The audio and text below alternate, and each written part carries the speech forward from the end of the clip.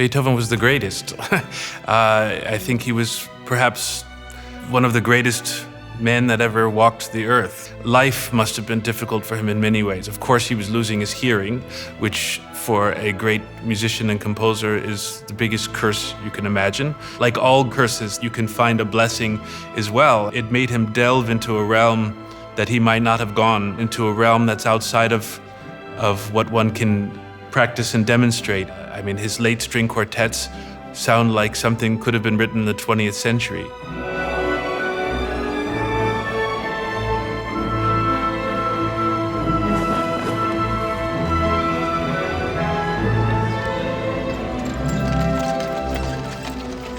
With a great music like Beethoven, it's never just sad. You find multiple emotions. You feel moved, you feel glad to be alive, you feel like you want to kill yourself. A little bit of all of those things all at once. But that movement was the first one that really got me of the Beethoven symphonies.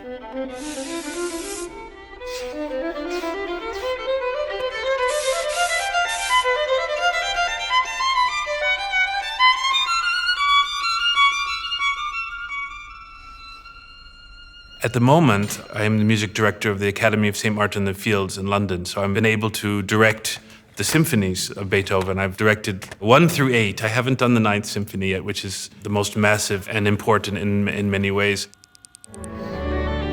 The Beethoven Concerto is very daunting and scary for all of us violinists because, like most Beethoven, you can't just live in the moment and play a beautiful tune and enjoy it. You have to think of the whole picture, kind of like a movie director thinks of a film. You don't just have scenes, you have to think of this entire story, which is true of all music, but with Beethoven, this structure, it's like a great building. The architecture is everything, and it will fall apart if you don't make it and present it properly.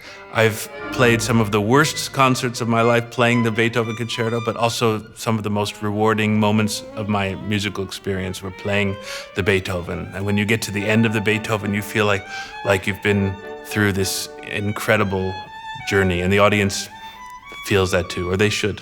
That's what we aim for. When I was a teenager, I used to watch the Vienna New Year's concert. One particular memory was the first time seeing live Carlos Kleiber, the great conductor. Of course, I had heard all these famous waltzes before, and I always thought, it's nice music, Johann Strauss, it's nice music. And suddenly I heard Carlos Kleiber in the Vienna Philharmonic, and I thought, oh my God, this is great music. It's not Beethoven, it's something very different, but it is great music, especially when it's done with such incredible characters. I have memories of these waltzes in my head. Also, my own hero, my own violin hero growing up was Fritz Kreisler, and he wrote his own version, his own waltzes. Actually, he wrote Liebesleid and Liebesfreude because you can't capture Vienna just in its joy, you have to have the sorrow as well.